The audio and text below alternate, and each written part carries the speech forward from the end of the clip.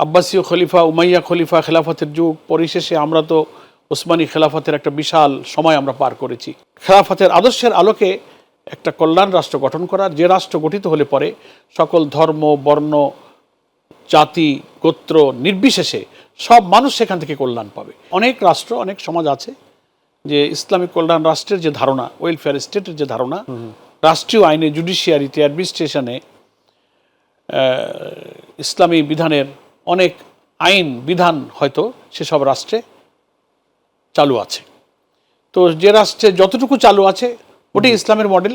কিন্তু 100% পৃথিবীর কোনো রাষ্ট্রে এখনও রসুল সাল্লাল্লাহু আলাইহি ওয়াসাল্লাম চলে যাওয়ার পর আমরা দেখেছি খোলাফায়ে রাশেদিনের যুগ, 4 খলিফা রাষ্ট্র পরিচালনা করেছেন। আল্লাহ রসুলের রেসালাতের আদলে তারা খেলাফত পরিচালনা করেছেন। এবং সেই খলিফার পরবর্তীতে আব্বাসীয় খলিফা, উমাইয়া খলিফা, খেলাফতের যুগ, পরিশেষে আমরা তো ওসমানী খেলাফতের একটা বিশাল সময় আমরা পার করেছি।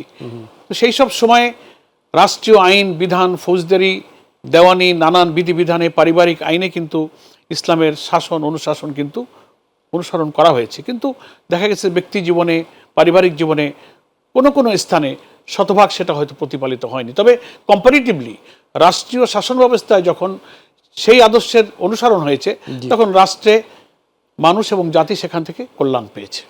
এবং আমরা মনে করি যে আমরা চেষ্টা করব যে খেলাফত আলা মিন হাজিহি নবুয়া, হাদিস শরীফে যেটা বলা হয়েছে, তার আদলে খেলাফতের আদর্শের আলোকে একটা কল্যাণ রাষ্ট্র গঠন করার, যে রাষ্ট্র গঠিত হলে পরে সকল ধর্ম, বর্ণ, জাতি, গোত্র নির্বিশেষে সব মানুষ সেখান থেকে কল্যাণ পাবে। এটা যে শুধু মুসলিমদের কল্যাণ হবে এই রাষ্ট্রে, নট দ্যাট। আল্লাহ তাআলা কোরআনে পড়েছেন যে হুদাল্লিন নাস, আল্লাহর এই বিধানটা, এই কোড অফ লাইফ, এই কনস্টিটিউশন, এই শাসনতন্ত্রটা হচ্ছে ফর দি হোল ম্যানকাইন্ড, সমস্ত মানব সভ্যতার জন্য।